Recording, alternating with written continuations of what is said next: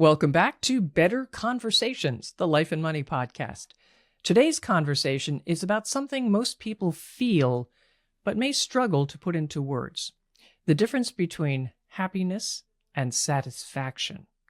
Now, many people aren't unhappy, it's just that something feels off.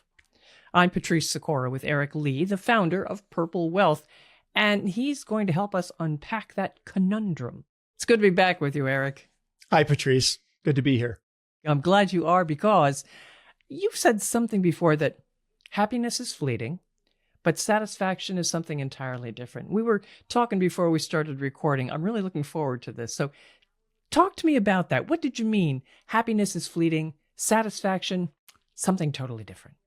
I think this is important. To me, happiness is like the weather. It's changing. It changes. It's momentary. It's fleeting. All kinds of things can influence your happiness on a day-to-day basis, even within a day. Your health, your relationships, who cuts you off in traffic. Yes. You get the idea, whether you won or lost the game. But, happiness is this thing that it changes constantly. Satisfaction is different. I think of it like the climate. Not the weather, but the climate. It's enduring. It's how you feel about your life when you zoom out and you evaluate the big picture. But satisfaction is quieter. It's more stable. Like I said, it feels more enduring. And in my practice, most of the people I visit with are not unhappy people, but they're often very successful, especially financially, but they're not entirely satisfied. And there's a sense that something doesn't quite add up in their success. They're just not entirely fulfilled. And there's that distinction there, and trying to unpack what's going on there between their happiness and satisfaction is, I think, a key in their financial life.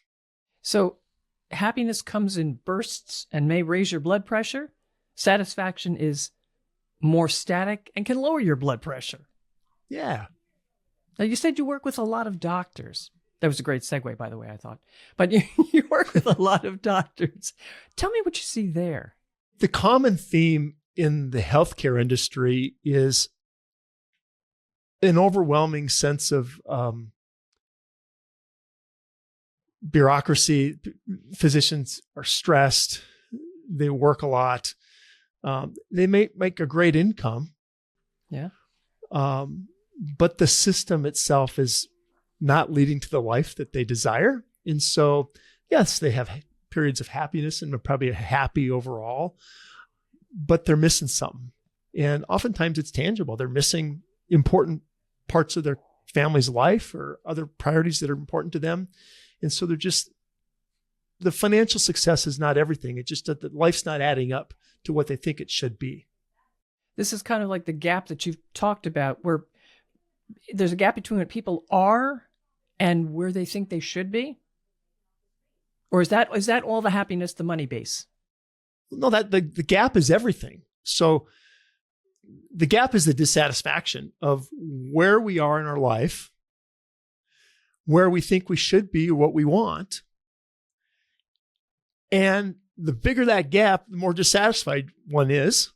And our job is to try to help people close that gap and align their feelings of satisfaction more closely with their reality, or to make changes all around. Do you see this a lot? Yeah, I think it's there. I think it's this underlying low sense feeling that people haven't necessarily identified. They certainly don't like to talk about it. It's not someone that people don't come into my office and this is not something they want to talk about willingly in the first few meetings, but I think it's important. It's a language that is out there that we're just not used to identifying. And I think it's important to have conversations and better conversations about what is happiness, what is satisfaction, because when we align your money with what's most important to you, we know that life gets better and people are more satisfied, people are more happy. So that's the key, is identifying where we're off, what feels messy, what doesn't feel good. I mean, we're so used to looking at a balance sheet a net worth statement or a income statement of your income for the year and thinking that if it's big, everything is good. And that's just not the case. Mm-hmm. And unpacking what feels uncomfortable and what doesn't feel right, despite this financial success on paper, is the key point.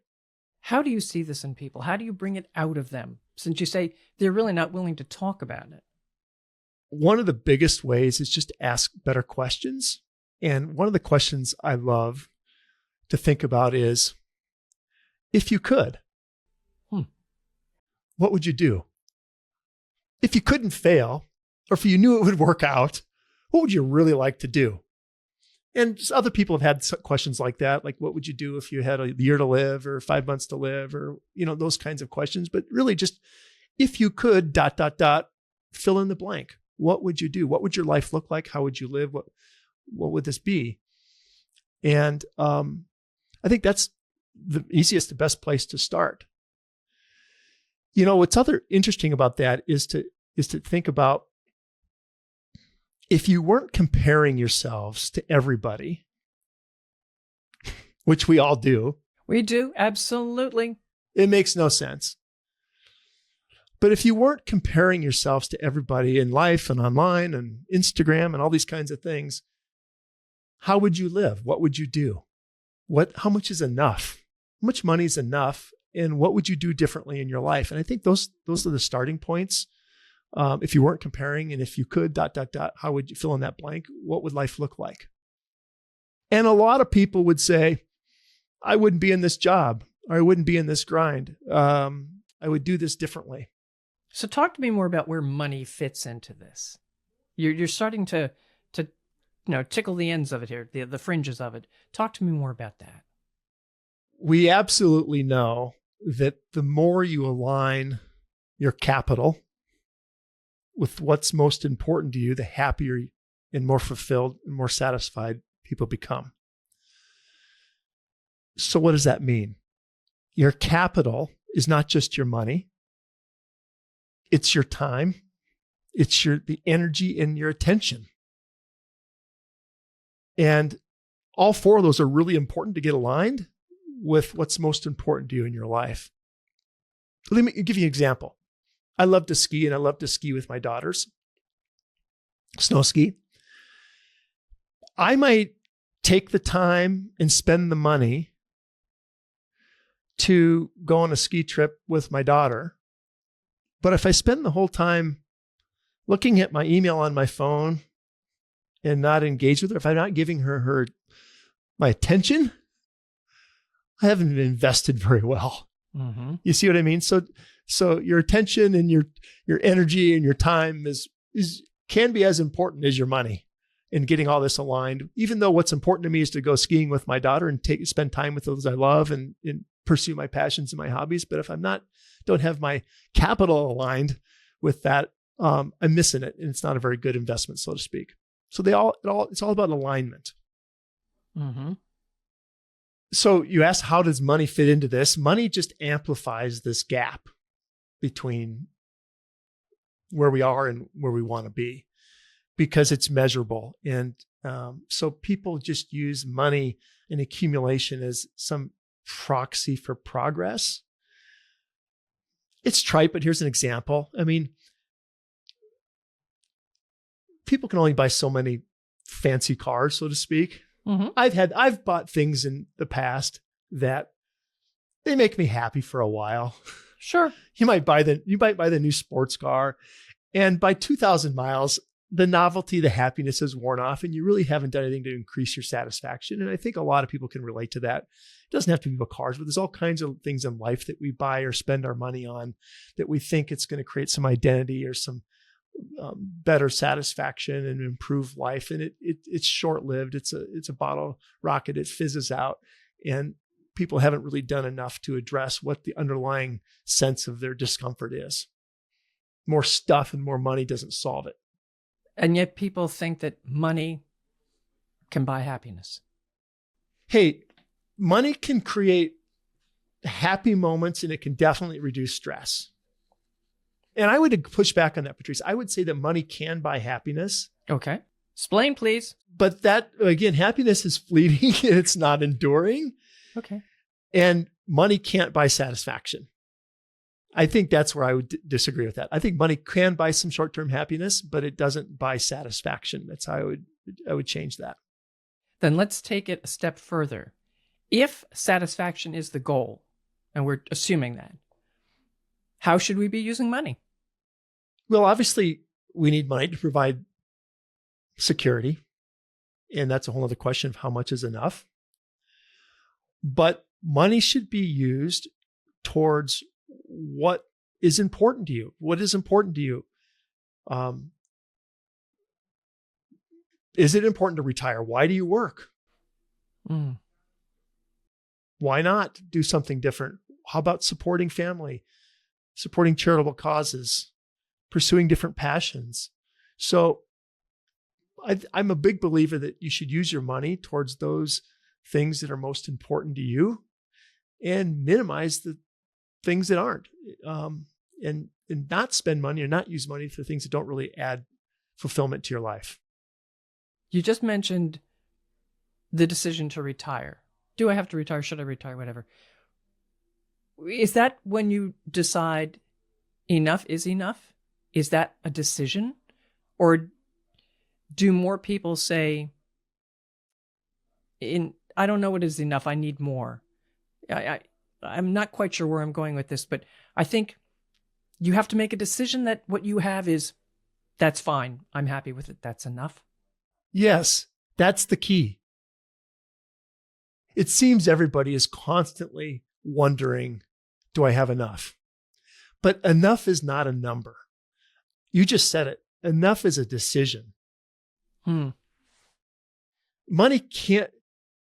can't be a number because it's always a moving target, and moving targets create dissatisfaction because there's always somebody with more or something different. So it is about defining and making a decision of how much is enough for me, for the life that I want to live. And again, going back to this idea of if you weren't comparing, and if you could and you couldn't fail, what would life look like?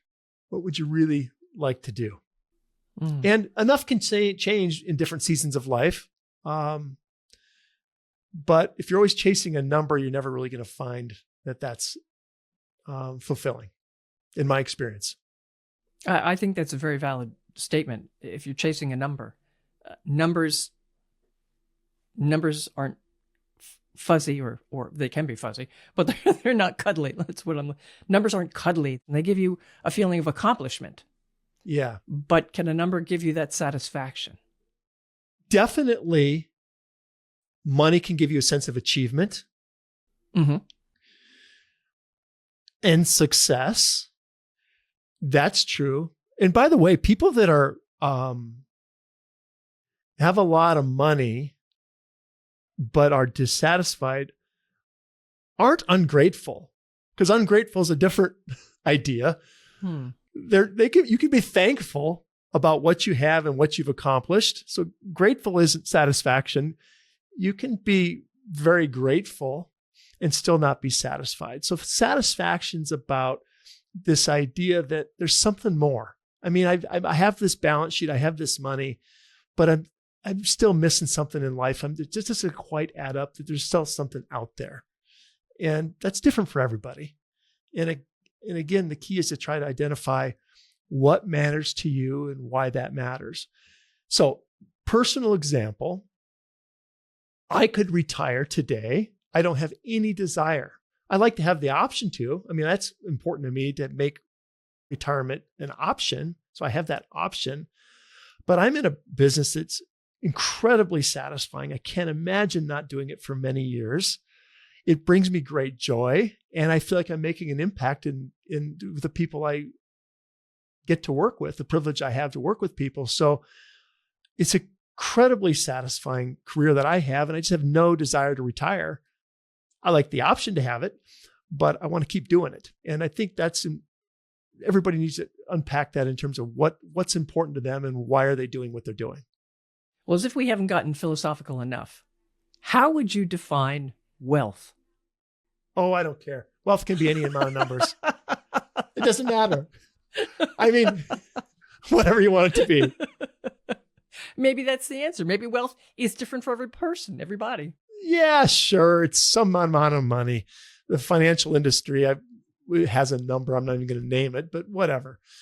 I'm more interested in defining purple wealth, which is just about knowing what's important to you and why, and then funding it intentionally and being at peace with the trade-offs that you need to make and that are likely required. And that's the challenge that most people have, is that most people are never going to have enough money to do everything and anything that they want.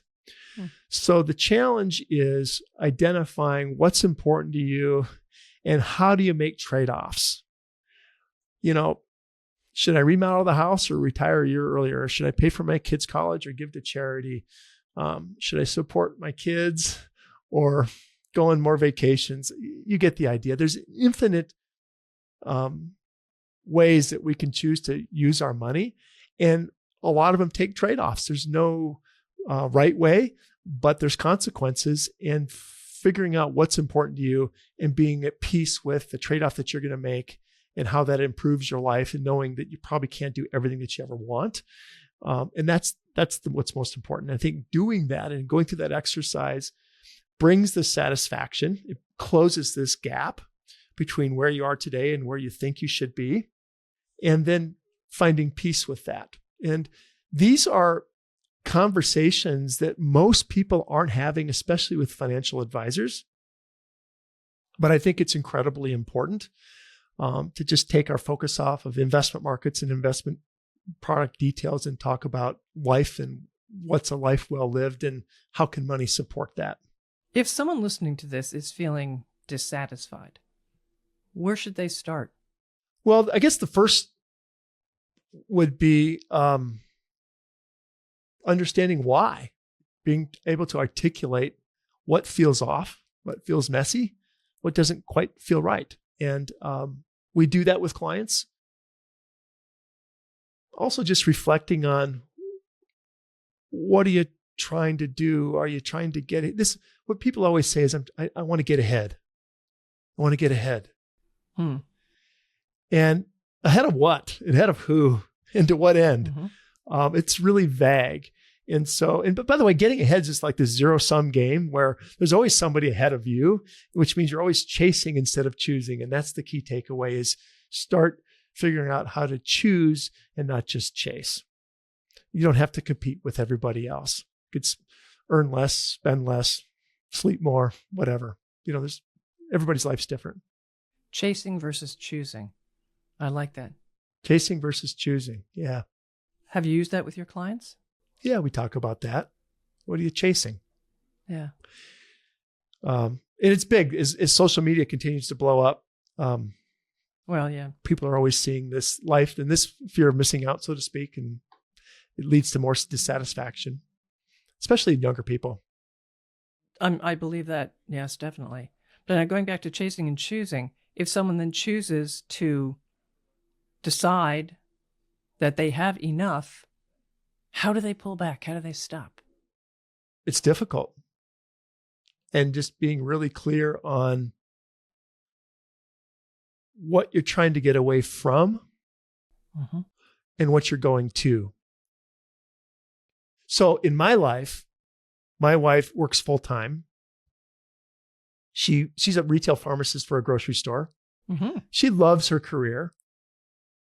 She's not working full time now, but I have some dissatisfaction because after 30 some years, I'm tired of the retail gig. I'm tired of her having to work some nights and weekends and holidays. And I have this vision of my life of how we're empty nesters and how I want my life to be. So being dissatisfied is not wrong, but it's important to identify it. But here's the challenge as a couple. Terry loves her career. She doesn't want to be done. She loves her team. She loves her customers. And she loves being intellectually stimulated. And oh, by the way, she gets paid, but she's not doing it for the money. And so, we're working through it, and everybody has to work through their own situation. But see, I have this dissatisfaction of, do you really have to work on the holiday weekend again? right? After 30 years, but everybody's got their own unique. So I'd like her to be done, but she doesn't want to be done. So everybody's got to work through their version of what it means to be successful and be satisfied. Well, as we wrap this up, is there something we haven't touched on here that you think we should or you'd like to? This is quite a deep subject. I just think that getting clarity is quieter than ambition, but it's far more satisfying. And so I just think as we move into 2026, just getting clear about what's important to you, what feels off, what feels messy, what would you change if you could, are just key thoughts that our listeners should consider themselves, and also consider calling Purple Wealth and having a conversation about it. We have these conversations routinely. We have some tools to help you develop and understand really what is important to you. Most people haven't gone through an exercise like that. It's simple, but not easy. Mm-hmm. And for sure, most couples haven't had these kinds of conversations, which is really powerful when you do. Well, to have that conversation, how can they reach you? purplewealth.com. Learn to get to know us a little bit. And you can reach me at eric.lee@purplewealth.com by email. So folks, please follow, share, and like this podcast, because if you follow it, you're going to know when the new episode is ready for you. This is where we focus less on noise and more on clarity, which Eric just mentioned, because money isn't the goal. A life that makes sense is. I'm Patrice Sikora, and thanks for being with us. Thank you for listening to Better Conversations, the Life and Money podcast with Eric Lee from Purple Wealth. If this episode sparked something for you, follow the show so you never miss a conversation. You can learn more at www.purplewealth.com or reach out directly. We'd love to hear your thoughts. The opinions voiced in this podcast are for general information only and are not intended to provide specific advice or recommendations for any individual. To determine which strategies or investments may be suitable for you, consult the appropriate qualified professional prior to making a decision. Securities and advisory services offered through LPL Financial, a registered investment advisor, member FINRA SIPC. Purple Wealth is a separate entity from LPL Financial. The opinions voiced in this podcast are for general information only and are not intended to provide specific advice or recommendations for any individual. To determine which strategies or investments may be suitable for you, consult the appropriate qualified professional prior to making a decision. Any guests and their companies are not affiliated with or endorsed by LPL Financial or Purple Wealth. Individual tax or legal matters should be discussed with your tax or legal professional. Economic forecasts set forth may not develop as predicted, and there can be no guarantee that strategies promoted will be successful. All performance referenced is historical and is no guarantee of future results. All indices are unmanaged and may not be invested into directly. There is no assurance that techniques and strategies discussed are suitable for all investors or will yield positive outcomes. The purchase of certain securities may be required to affect some of the strategies. Investing involves risks, including possible loss of principal.